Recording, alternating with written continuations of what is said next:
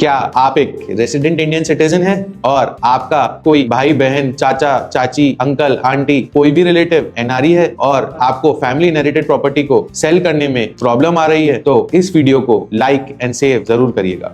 अगर आपका कोई भी फैमिली मेंबर एनआरई है और आपने कोई इनहेरिटेड फैमिली प्रॉपर्टी या आपने कोई प्रॉपर्टी इनहेरिट करी है जिसे आप बेचना चाहते हैं बट बेच नहीं पा रहे हैं क्योंकि एक member of the family NRE है, तो मैं कुछ स्टेप्स बताना चाहूंगा। फर्स्ट, अगर कोई भी एनआरई रजिस्ट्री इंडिया आके कराना चाहता है तो वह आसानी से आकर करा सकता है, but because of the busyness in their day to day activities as well as the transit time and other factors may be due to health, due to COVID और due to other restrictions, the NRE persons many times are not such free so they can come to India for getting the registry done. In that case, since you are a family member, you are not indirectly allowed to sell the property on behalf of such NRE person because the registrar will take the legal chain of the owners, and since the NRE person is your family member and you all have jointly inherited the property, in that case the registrar will not permit you to sell such property. In that case, what the best option available is? The best option available is that the NRE person can take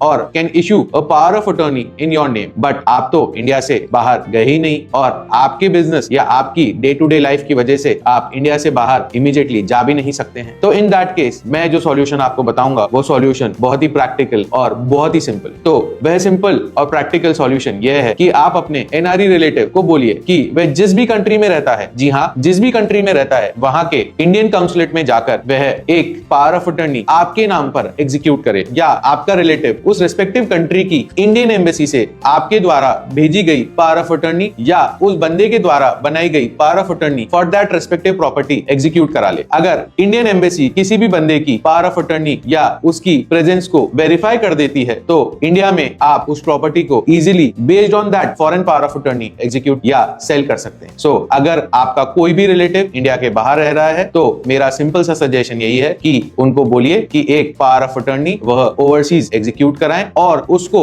Indian embassy या Indian consulate से certify, notarize या किसी भी तरीके से attest करा लें। Once this is done, the same shall be valid for executing any registry related to purchase, sale, transfer और गिफ्ट और will in India and the registry will be executed by the registrar. अगर आपको ऐसे किसी matter में help की जरूरत है तो रिमेंबर करिए, लीगल फैक्ट्री आपकी मदद के लिए हमेशा मौजूद है।